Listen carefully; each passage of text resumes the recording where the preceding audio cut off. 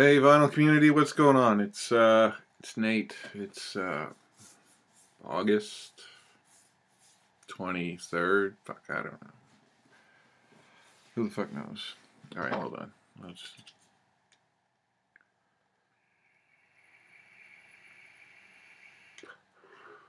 bought this fucking thing. It's a fucking tank. Jesus Christ. Start out with a little story about my vacation and some soda. New grape soda made with real sugar. I do not think it's a twist off, so I'll have to use the magic can bottle opener.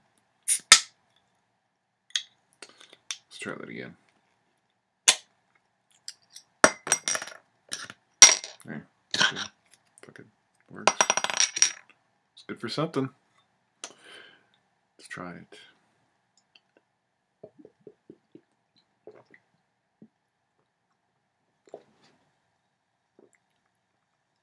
I'm not sure if I've tried grape soda before on a vinyl update video, but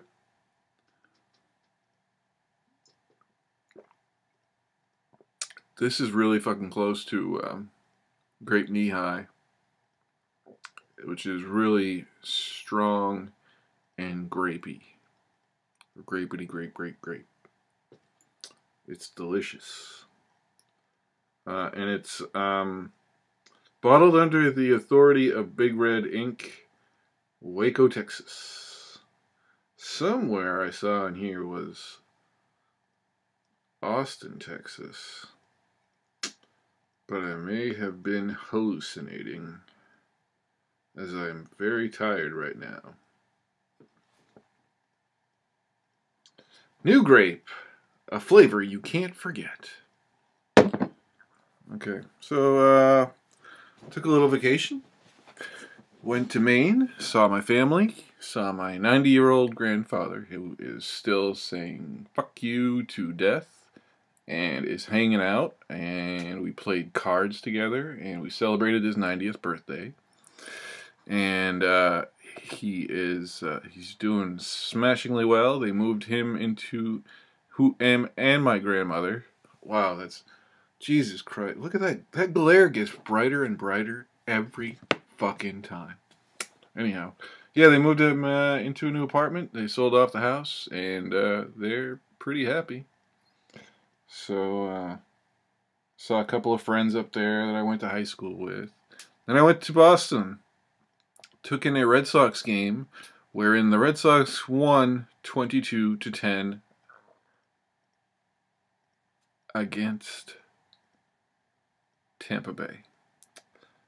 We stayed until the last pitch. We stayed until they played Tessie by the Dropkick Murphys. And it was fun as hell. And the next day, I met up. I left the hotel early, very early. Wow, 3.5 minutes in. I haven't showed a single record. Anyway, I left the hotel very early, got on the T, went down to Commonwealth Ave, and I met up with the Rob from Boston, Paneeks1960, and let me tell you, Rob is the real fucking deal. He is genuine, just a great person. It was just such a pleasure to meet somebody who was so down to earth. So his videos, I mean, they don't really do him justice, because he's just a great person. And this is like a shout out to him, and thanks for hanging out. We couldn't go record digging because we got there at we got to In Your Ear Records, which is right next to a great coffee shop, where we had breakfast and coffee. Really fucking good coffee, man. I mean, good shit. And And right next to that was a Goodwill, and I mistakenly thought that it was open at 10 o'clock on a Sunday morning, which was fucking stupid, but it opened at noon, and Rob was going to hit the beach. Rob was set on hitting the beach, so he was out of there in about an hour and a half, but we hung out, and man, it was a good time. We just we sat there, drank our coffee, talked music, talked vinyl community, talked life. And it was a good time. Good times. And I don't know. I learned a lot last week from my vacation. Just treasure your family, treasure the people around you, treasure your friends. They're not going to be here forever. And just fucking take every day like it's a gift. It's hard. Life is fucking hard, but when you get grape soda like this, man, it's a little easier. That is really fucking good. Anyway, records. Holy shit. It's been a month and I've gotten quite a bit. I've shown this before, but I was listening to it the other day. The Jesus Lizard, Down. Man. What a great record. They didn't put out a bad record. They're just an outstanding band. That's the only one I have on vinyl from them. And David Yao used to beat the shit out of me on at Scrabble on Facebook, and he'd rub it in every single time. He beat me by 200 points every single time. I was pretty sure he was cheating, but I don't fucking know. Anyway, I've got some stuff I picked up at a consignment shop. Where, I don't know. There's flea market stuff. There's consignment shop stuff. There's stuff I picked up in Boston. Oh, yeah, and this might be a long video because there's a lot to show. I picked up Alchemy, Dire Straits Live. The cover is not in very good condition. Gatefold. It's got some ring wear. Sounds alright. Oh, I'm sure. Yeah, sure. Dire Straits, much to the chagrin of Aaron, Metal Theologian, who says they're one of his 3 least favorite bands on the planet. Oh, speaking of which, I still got the mustache going. I didn't win the contest, but congratulations to those who did win. And yeah, I think I'm gonna keep it going. It's really gray and stuff, and it makes me all self-conscious. Fuck it. Anyway, this stuff, I got more. I bought this for the cover because these guys look like assholes. I don't even know. I haven't listened to it yet. This might be some pretty good thrash, or not. But it's called Heavy Pettin'. Rock Ain't Dead. Look at that. What the fuck are they looking at? What are you looking at, guys? There's nothing there but clouds. Fucking, how can you expect to be taken seriously as a metal band if you're gonna look off to nothing? What the fuck? And what kind of name for a band is Heavy Pettin'? Are you serious? Rock Ain't Dead. I think it's severely wounded after that album came out. I've got 3 Triumph records. They may be my first 3 Triumph records. Thunder 7, Never Surrender, and Allied Forces. Here on RCA Records. 1984, 1983, oh no, this is, yeah, it's on RCA.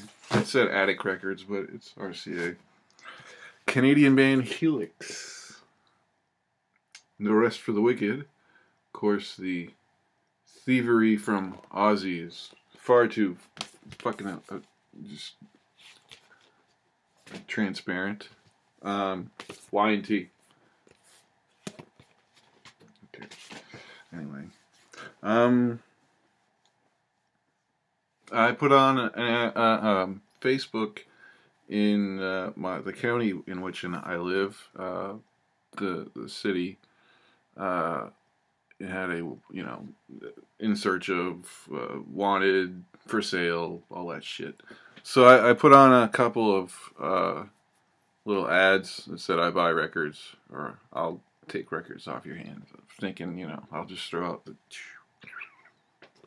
the old fishing line, see what bites. And I got a couple. I got a box of stuff. It's like 50 for what, $20, and there was some decent country in there, old country, some Elvis, and it's mixed into the stuff that I'm going to show. And then I got a call from somebody, who had a bunch of her father's stuff, either father or father-in-law stuff, and they were in these two or three big heavy boxes. There at least had to have been 120 to 130 records, and she was like, "Yeah, just take them. I don't want them. They're taking up space." And I was like, "Score." And a lot of these were pristine. Some of them went out as VCLT. A lot of it was country.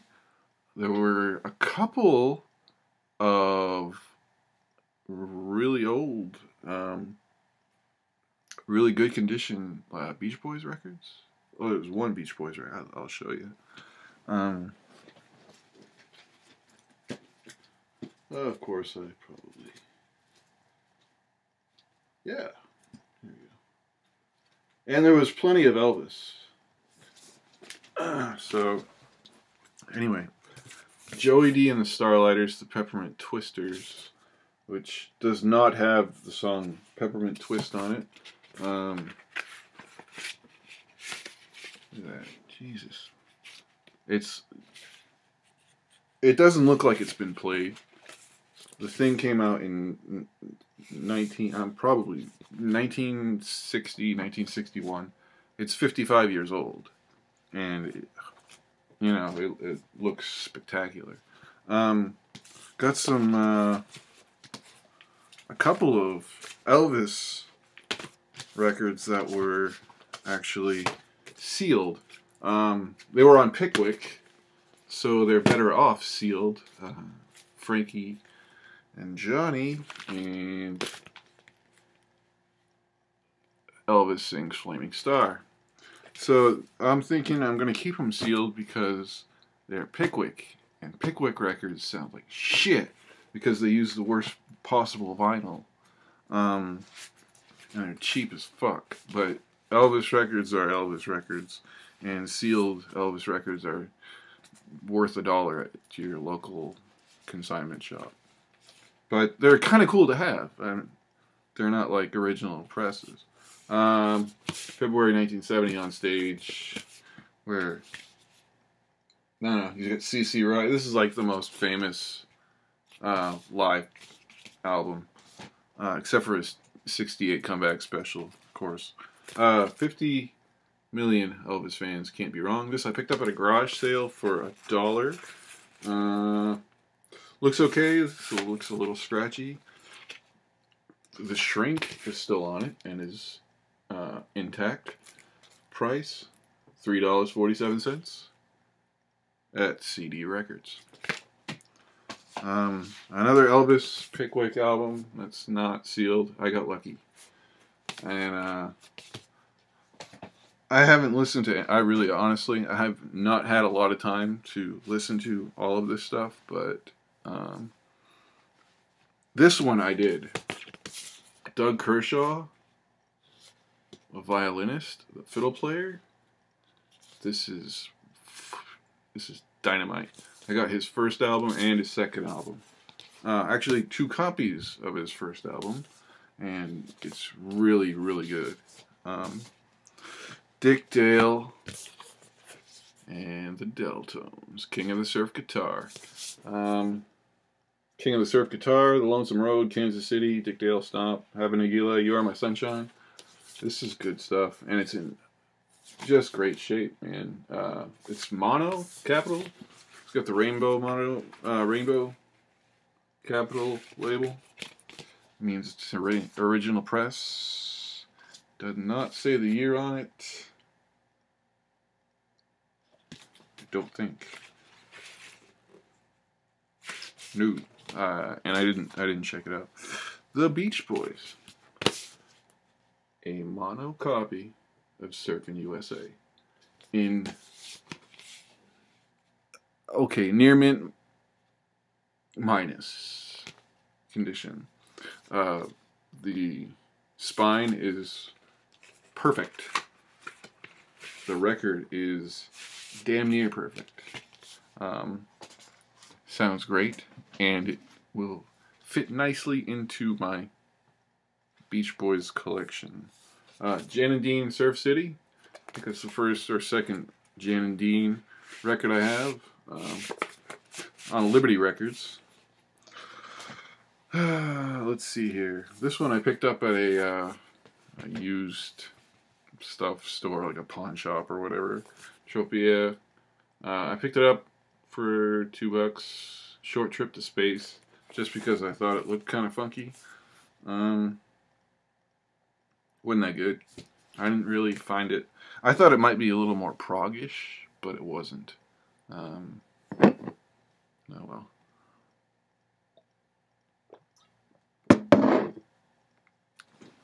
And in that stack, or in those boxes,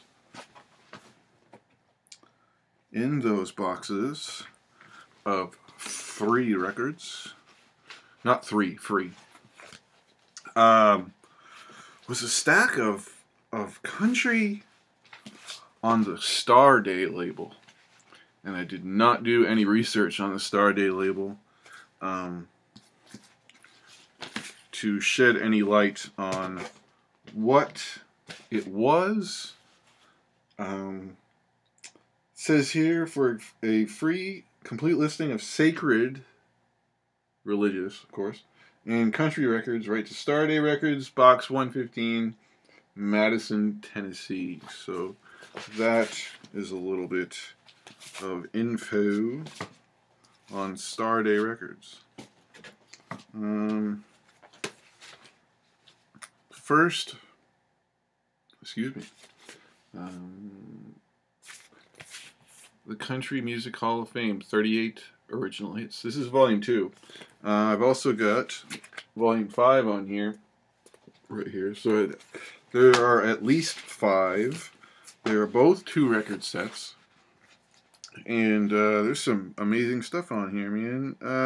Buck Owens, Earl Scruggs, Dottie West, Johnny Horton, Johnny Cash, George Jones, the usual suspects in any classic country compilation.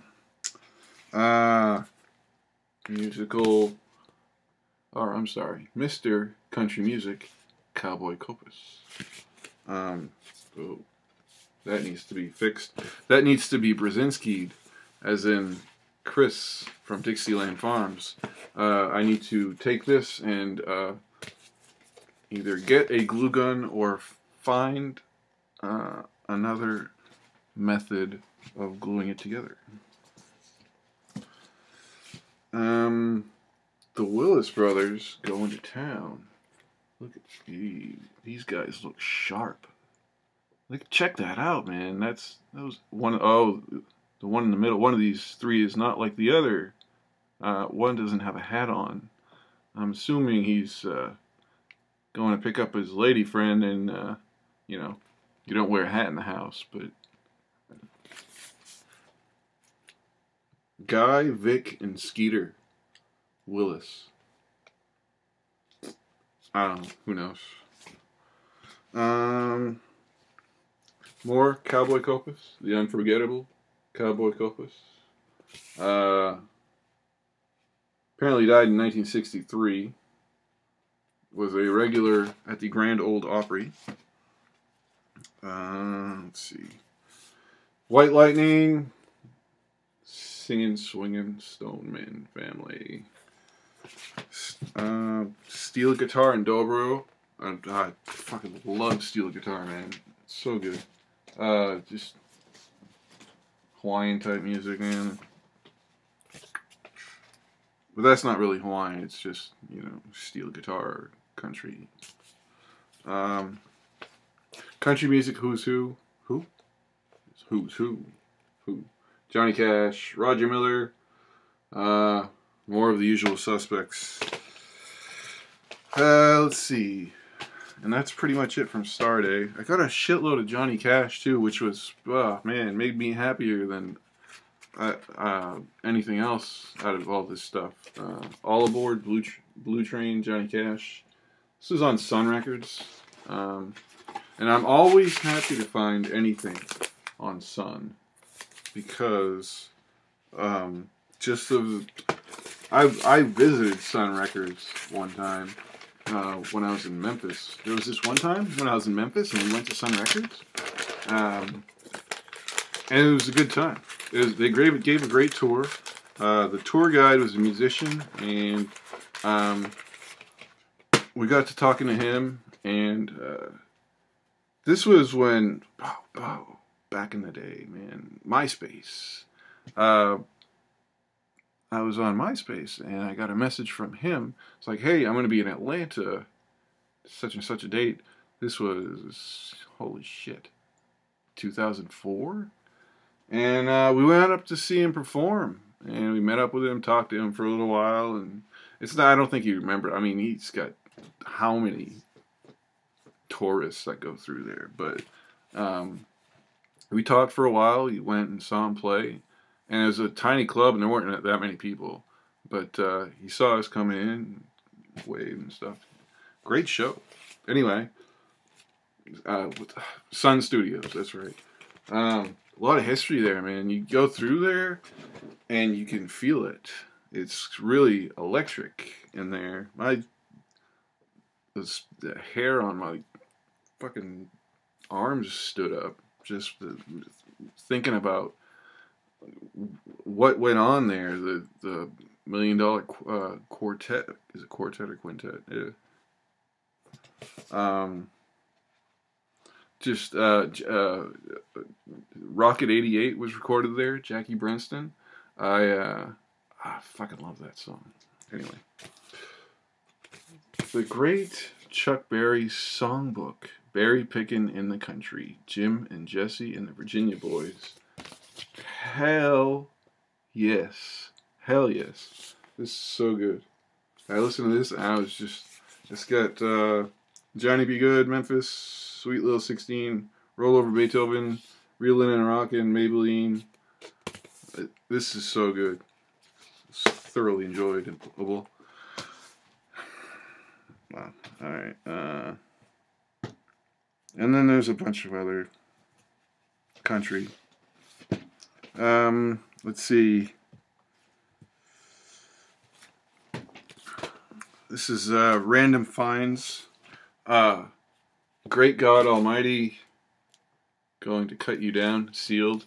The Sunlighters of Griffin, Georgia. Griffin, Georgia. Not to give away my location, but I live in Griffin, Georgia, and this is sealed. And to find something from one of the churches around here, which is probably not around here anymore, was really pretty cool. It's on a private press, distributed by Esprit, ESPRIT, which is French for Spirit Records. Never heard of them before. I'm not originally from the area, so Kansas Vinyl Confessions, whatever. Kansas. It's one that I didn't have. The Best of Dolly Parton, not the infamous gatefold Dolly Parton's greatest hits that came later on.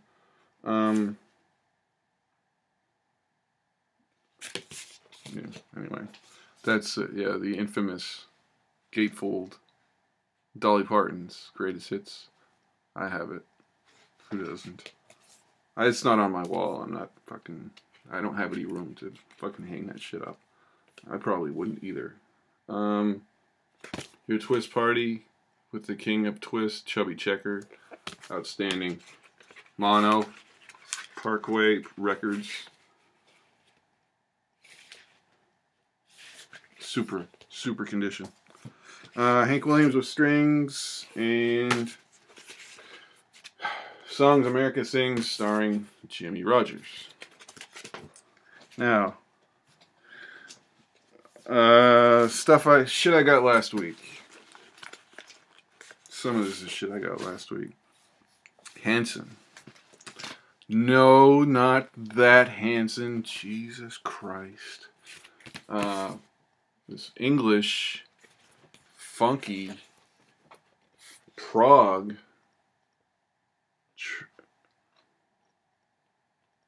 quartet. I almost said trio because I couldn't see the fourth guy in the bottom. Each of these guys have just a killer mustache. So this is for you, Aaron.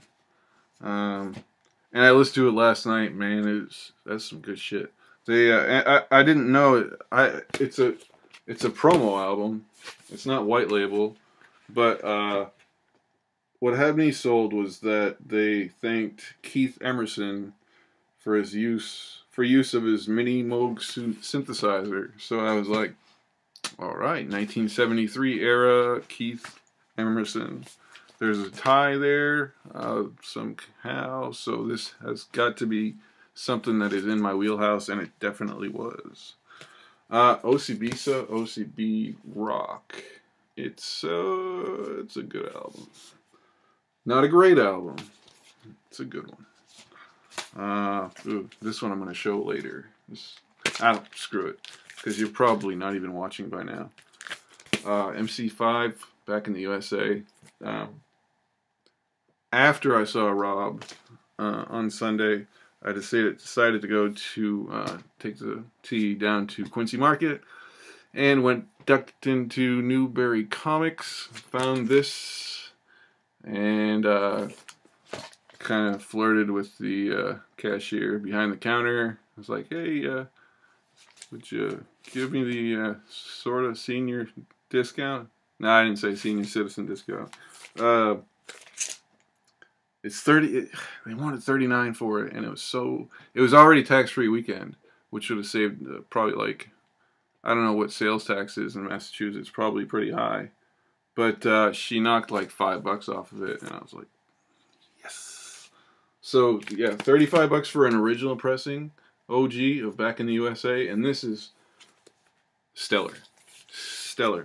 The spine's in perfect condition. Okay, it's not in perfect condition, but pretty damn near perfect condition. And it sounds amazing.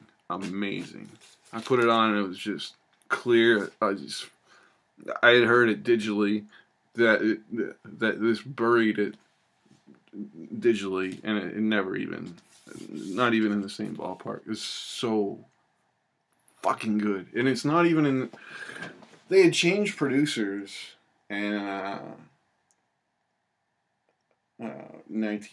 after they did Kick Out the Jams, obviously, and because that was a live album, and that was really seminal proto-punk record, but they changed producers, and he wanted to bring him back to like an older traditional rock sound rather than that chaotic sound that Kick Out the Jams had.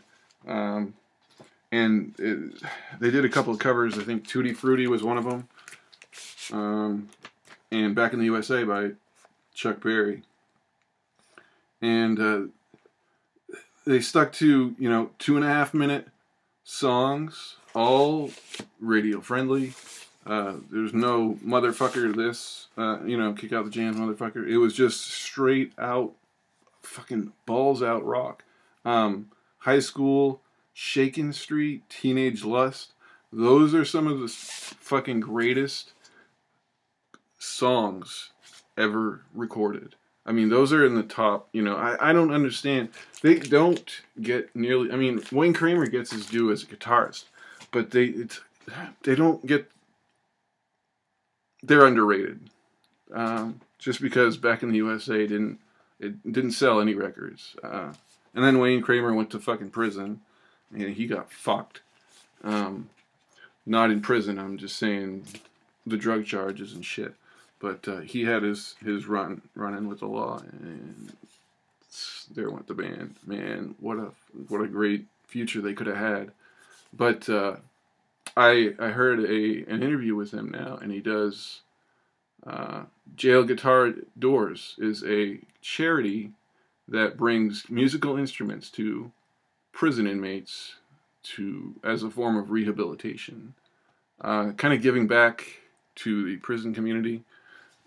What he was not able to get himself.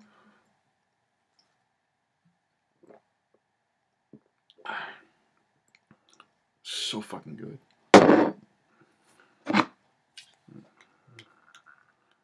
Alright, wow, 31 minutes.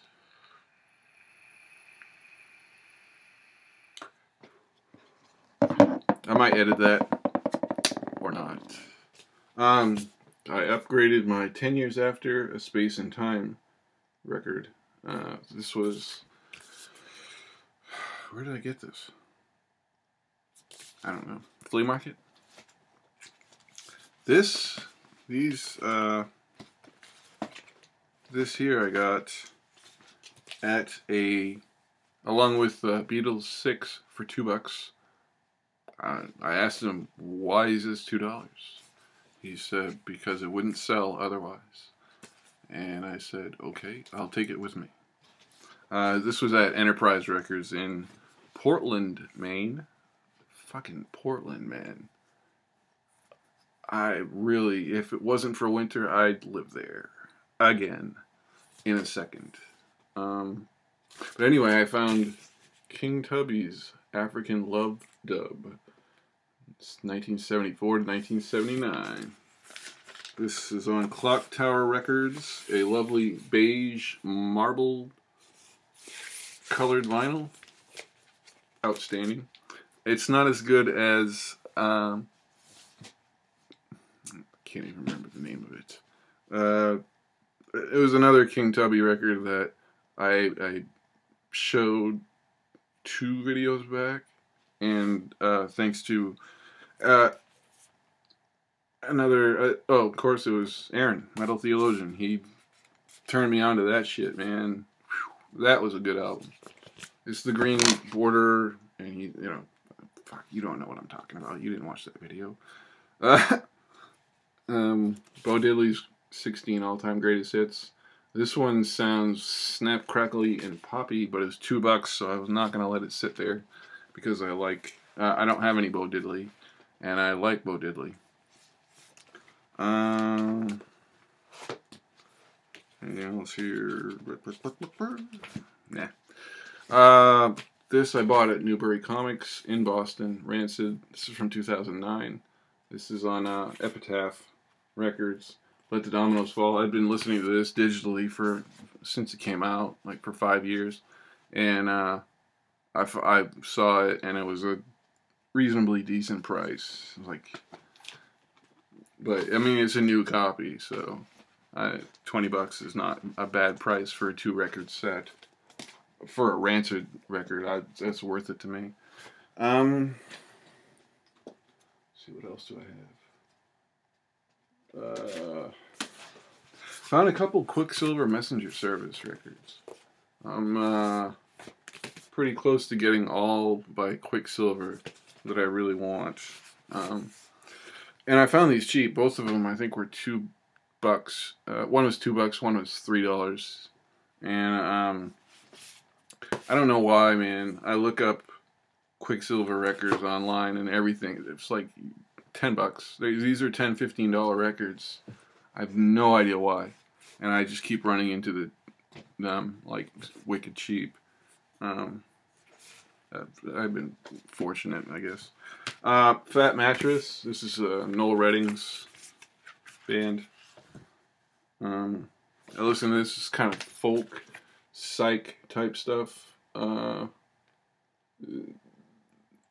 Redding wanted to branch out from the Experience, from the Jimi Hendrix Experience, of course.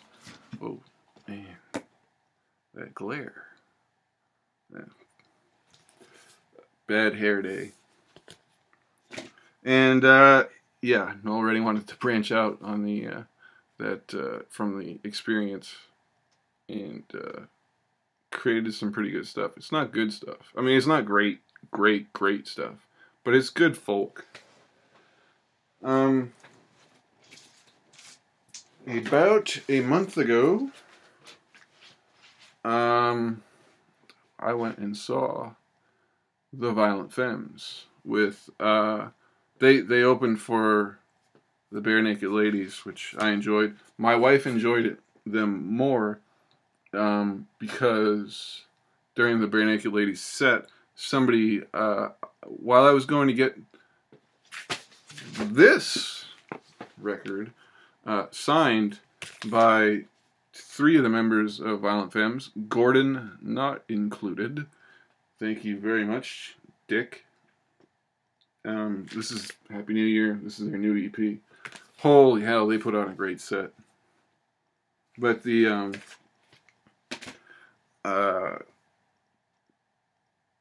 during the Bare Naked Ladies set, my wife had a ticket that I was talking to somebody in line to get this record signed who was leaving after the Violent Femmes set. And he's like, "Hey, do you want a ticket like in the 3rd row in the center?" And I was like, "I don't, but I think I know somebody who might." So she went up there and she had the time of her life. I think she danced the whole set. Yeah, that was a good show. I really dug the Violent Femmes set because I'd been listening to them since I was 14, 15, close to 25 years. First album was just stellar. That was fucking teen angst personified right there, man. Let's see, what else did I find up north? The Enigma Variations 2.